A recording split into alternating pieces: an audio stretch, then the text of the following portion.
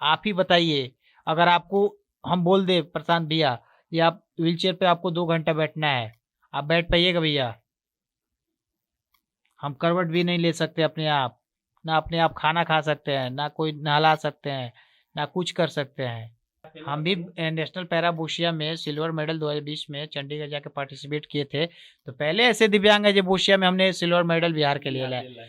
और मैं आया तो बिहार में बहुत गर्वान्वित हुआ जी, सरकार तो हमको भाई यहाँ के जनपति ये करेंगे वो करेंगे, भाई मेडल लेके जा रहे हो। अरे घंटा यहाँ का मेडल वो समझता ही नहीं है मेडल का वैल्यू क्या है।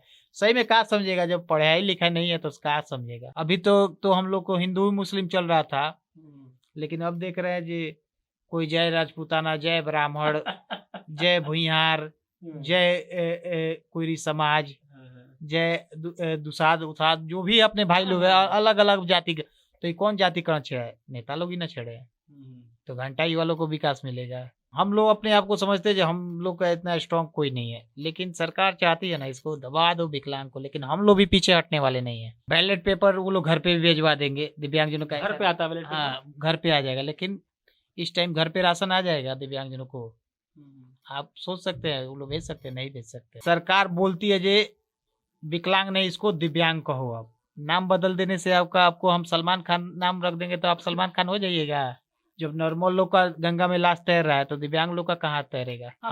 हर साल सांसद निधि से भी है जो वो लोग 20 लाख रुपया खर्चा कर सकते हैं, कोई इसमें वो नहीं।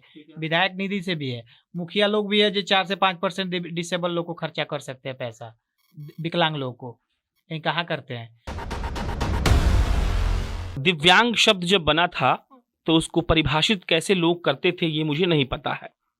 बस इतना पता है कि लोगों ने उन लोगों के लिए एक अच्छे शब्द का इजाद किया जो लोग शायद शरीर के किसी अंग से काम नहीं कर पाते हो या जिनका अंग काम नहीं करता हो। लेकिन उस दिव्यांग शब्द को हमारी सरकारों ने, हमारे समाज ने कितना सार्थक किया है इस पर हमने कभी बातचीत नहीं की है। जनता जंक्शन ने भी ऐसा कोई एपिसोड नहीं किया है। हालांकि हमने शंकर जी का इंटरव्यू लिया था, आरा के शंकर जी हैं। आज गोपालगंज की कुचाय कोर्ट से ये दूसरा साक्षात्कार रहेगा 4-5 दिव्यांगजनों के साथ, जिनमें यह सवाल पूछा जाएगा कि जब एक विश्व में ऐसी महामारी का प्रक्रिया चलन चल रहा था उस वक्त भी दिव्यांगजनों पर कोई विशेष ध्यान नहीं दिया गया था, जबकि वोट के लिहाज से हमारे निर्लज नेताओं के लिए कह रहा हूं 51 लाख दिव्यांग सिर्फ बिहार में हैं। तो ऐसा कोई व्यवस्था नहीं है कि इनको यहां पर घर पर आकर कोई टीका दे दे, ऐसा कोई व्यवस्था नहीं है कि इनका जांच यहां पर खुद आकर हो जाए, क्योंकि ये लोग तो जा नहीं सकते हैं। लेकिन सरकारों ने दिव्यांग बोलकर सिर्फ इतना दर्शा दिया कि उनके मन में ऐसे लोगों के लिए इज्जत है। वो इज्जत ऐसी दिखती है कि पिछले 20 वर्षों से इनको 400 रुपए प्रति माह मिलते हैं। 400 रुपए में कितना गेहूं, आटा, करुआ तेल का उदाहरण अभी नितेश भाई दे रहे थे, ये आप सोच लीजिएगा कितना मिल सकता है।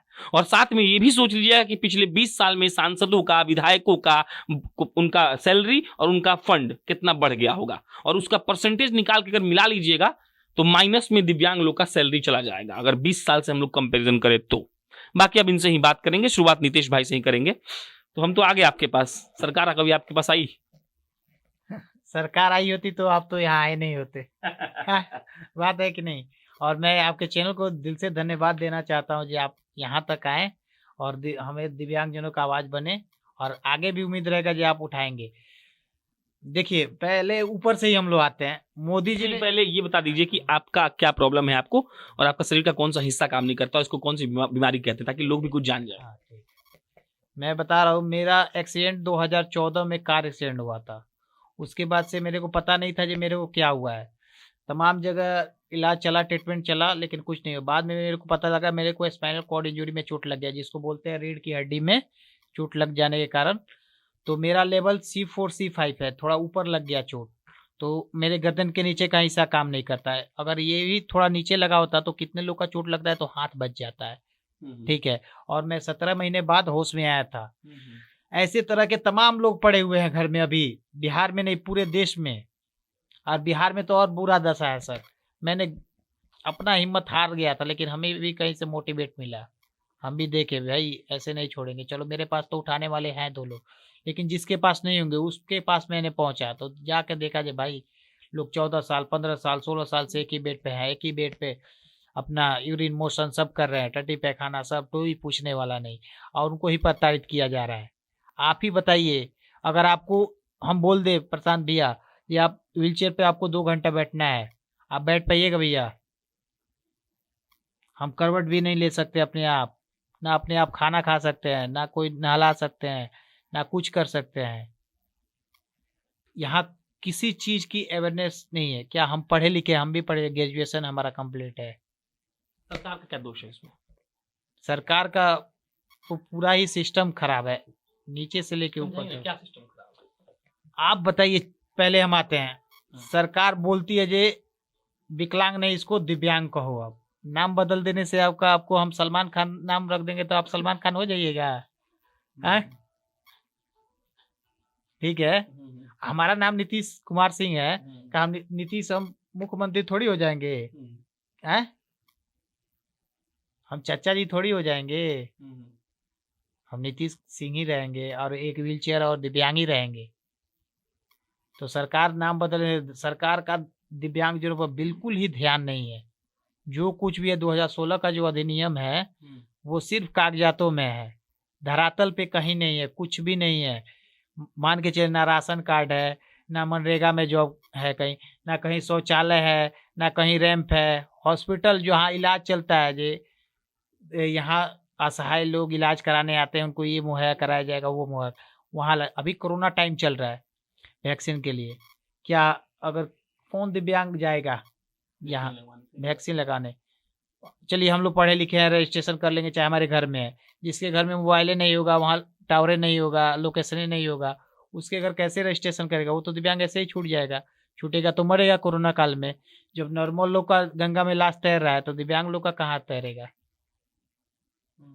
एम्बुलेंस के लिए महामारी हो रहा है, ही हो रहा है, लेकिन दिव्यांगजनों को जिसका हाथी पैर नहीं, उसके बारे में तो गवर्नमेंट सोच नहीं रही है। आप कम्युनिटी की स्पेशल फायदा इस कोरोना में आप लोगों को नहीं दिया गया, स्पेशल ना पैसा से ना ही व्यवस्था से। कुछ फायदा नहीं दिएगा। 400 रुपये में होता क्या पेंशन? वो भी टाइम पे नहीं आता है। पूरे बिहार में 10 से 400 मिल रहा है 20 साल से। 20 साल से। सब ये सबसे बड़ा हैरत का बात मेरे लिए है कि 20 साल से जो वेतनमान किसी आदमी को मिल रहा है, सरकार दे रही है, वो सेम कैसे हो सकता है? मतलब आप टीचर का सैलरी मिला लीजिए, आप अपने स्वीपर का सैलरी मिला लीजिए, आप अपने डॉक्टर का तनख्वाह मिला लीजिए, और उसके बाद इन लोग का तनख्वाह मिलाइए, तो 20 साल से हाउ इट इज पॉसिबल कि आप एक आदमी को 400 रुपया 20 साल से दे रहे हैं? हाँ, इस कोरोना काल में कुछ नहीं हुआ। ये जो आप बोले 20 साल से 400 रुपया दे रहे हैं, ये तो उनको ना सोचना चाहिए। देखिए वोट टाइम आएगा तो वादे बहुत लोग करते हैं, जो ये हो जाएगा दिव्यांग लोग का, दिव्यांग लोग एकदम खुल के उनके साथ आ जाते हैं। अभी ये भाई साहब बैठे हुए हैं, इनका पेंशन 5 साल हो गया है, पता ही नहीं है कहाँ गया है। 5 साल से 5 साल से ये बोल रहे हैं जी, हम हर बार जाते हैं जहाँ हो जाएगा हो जाएगा। राशन कार्ड के लिए कितनी बार आवेदन दे दिए हैं? 3 बार दे दिए। 3 बार दे दिए हैं। कहाँ पे दिया आवेदन? कुचायकोट कुचायकोट में है। एक बार मुखिया के पास दिए हैं। कौन पंचायत में? बखरी पंचायत। बकरी के कौन है मुखिया? चिल्टू सिंह। तो उन पास गए थे आप? हाँ, क्या बोले हैं?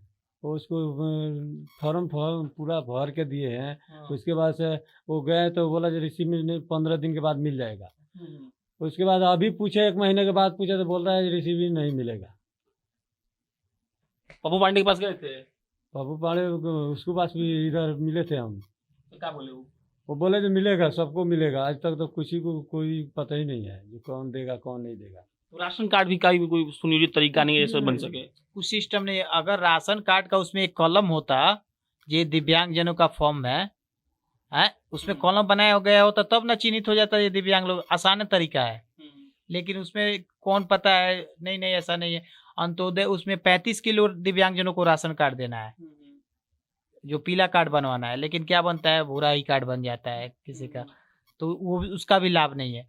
तो कहीं ना कहीं सिस्टम की एकदम बिल्कुल दोष है। पहले बात तो हम देखें हैं दिव्यांगजनों को वीडियो के गेट पे जाएगा, चाहे कहीं भी जाएगा सरकारी भवन में, उसको डांट डपट के भगा दिया जाएगा। ऐसा व्यवहार हमने देखा है। क्या नाम है आपका? मेरा नाम त्रिलोकी ठाकुर होगा। आपको क्या हुआ है? जी हम दिव्यांग हैं पैर से। कैसे हुआ? ऐसे हम शुरू से ही हैं। जी जी। तो क्या करते हैं आप? अभी हम लोग कुछ नहीं करते हैं, अभी बस नीतीश भैया के साथ हैं।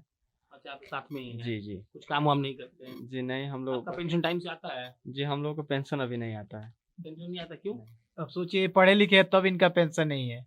आपसे बोले क्या, गोपालगंज जिले का आबादी 1 लाख के करीब है और समाज 17,000 आबादी 25 लाख है, 1 लाख दिव्यांगजन है। हाँ, हाँ 1 लाख दिव्यांगजन है और उसमें 17,500 लोगों को पेंशन मिलता है। मात्र। और इसी पर भी ठोक बजा के यहाँ के अधिकारी कहते हैं 17,500 दिव्यांगजनों को हमने पेंशन आवंटन करा दिया। अरे भाई एहसान कर दिए। क्या बात है भाई, कौन सा बड़ा एहसान कर दिया, 17,500 करा दिए, 1 लाख आबादी दे। और ये भी छोड़िए, गोपालगंज डिस्ट्रिक्ट का बात है, जनता जंक्शन तो पूरे देश दुनिया में अपना खबर चलाती है। अच्छा भी लगता है जब आप गरीबों असहाय लोग का आवाज उठाते हैं। अब जाके देखिए आप, पूरे बिहार में 51 लाख आबादी है और 9 लाख लोगों को पेंशन मिलता है मात्र।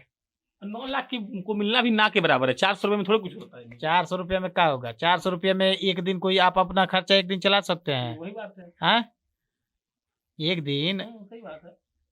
तो दिव्यांग कहाँ से चला पाएगा? अगर दिव्यांग को, आपको यहाँ आने में मानिए आप पटना से आइएगा ना, पटना से भी आप आइएगा ना, तो आपको मुश्किल से चाहिएगा तो आप 100 रुपये 200 रुपये में 300 रुपये 500 रुपया लगभग लग जाएगा, आप आ जाइएगा आसाम से, अपना बाइक उठाइएगा चल दीजिएगा। लेकिन हमको जाना होगा ना तो 500 की जगह हमको 5,000 देना पड़ेगा। सही बात है। गाड़ी रिजर्व करना पड़ेगा, 2 लोग साथ में लगेंगे। इलाज के लिए भी जाना हो, पहले तो 5,000 जाते ही पहुंचने में। हम सुने कि दिव्यांग लोगों के लिए बहुत सारा फंड एलोकेट होता है, जो जनप्रतिनिधि हैं आप में खर्च कर सकते हैं, आपके लिए कुछ बनवा सकते हैं, आपको कुछ पैसा दे सकते हैं, या फिर मतलब अगर आप कुछ व्यापार करना चाह रहे हैं छोटे फंड का तो वो भी एलोकेशन करता है। ऐसा कुछ होता नहीं इधर। अब देखिए हम बता रहे हैं, फाइल है हम लोग के पास, ये देखिए जी, फाइल दिखाएंगे तो ज्यादा टाइम लगेगा। हर साल सांसद निधि से भी है जो वो लोग 20 लाख रुपया खर्चा कर सकते हैं, कोई इसमें वो नहीं। विधायक निधि से भी है, मुखिया लोग भी है जो 4 से 5% डिसेबल लोग को खर्चा कर सकते हैं पैसा, विकलांग लोग को। ये कहाँ करते हैं? अभी मान के चलिए जो हम लोग स्पोर्ट में है, खेल कूद में है, भाग ले रहे हैं, खेलो इंडिया या गांव तक ले जाओ। गांव तक छोड़ो भाई, पहले आप राज्य में तो ला लो, पटना में ला लो। पटना के ऐसे खिलाड़ी हैं जो अभी तक दिव्यांग जाके अपने गांव में अब सर्व करते हैं जो हम खिलाड़ी हैं, जो नेशनल लेवल इंटरनेशनल लेवल खेले हैं, क्योंकि जाके वो फिर अपना बकरी चरा रहा है तो क्या कहेगा। आप भी खेले हैं कुछ ना? क्या खेले? हम भी नेशनल पैरा बोशिया में सिल्वर मेडल 2020 में चंडीगढ़ जाके पार्टिसिपेट किए थे। तो पहले ऐसे दिव्यांग है जो बोशिया में हमने सिल्वर मेडल बिहार के लिए लाया। और मैं आया तो बिहार में बहुत गर्वान्वित हुआ जी, सरकार तो हमको भाई यहाँ के जनप्रतिनिधि ये करेंगे वो करेंगे, भाई मेडल लेके जा रहे हो। अरे घंटा यहाँ का मेडल, वो समझता ही नहीं है मेडल का वैल्यू क्या है। सही में कहाँ समझेगा, जब पढ़ाई लिखाई नहीं है तो कहाँ समझेगा है। कोई पूछने उसने भी नहीं आया कि नीतीश आपने अच्छा काम किया। वो ये हमको यही लगा जी भाई ये तो हम लोग से भी हुआ है। चलो भाई, बिहार का नाम तो नेतागिरी में 1 नंबर जाता है, अब वास्तव में जाना भी चाहिए। जनता का क्या होगा क्या नहीं होगा कुछ नहीं जानता। हाँ, युवा भाई के लोग को भी एक मैसेज हम दे देते हैं। अभी जब फेसबुक पे लगे रहते हैं ये रोज बेरोजगारी बेरोजगारी, लेकिन जब चुनाव आएगा ये पार्टी जिंदाबाद वो पार्टी जिंदाबाद, सब भूल जाएंगे। अभी तो हम लोग को हिंदू मुस्लिम चल रहा था, लेकिन अब देख रहे हैं जी कोई जय राजपूताना, जय ब्राह्मण, जय भुइहार, जय कुरी समाज, जय दुसाद उसाद, जो भी अपने भाई लोग हैं अलग अलग जाति के। तो ये कौन जातिकरण छेड़े? नेता लोग ही ना छेड़े। तो घंटा ही वालों को विकास मिलेगा। आप लोग जातिवाद समय पर करते रहिए, वो भी नेता लोग अपना समय पर आप लोग को यूज करके निकल जाते हैं।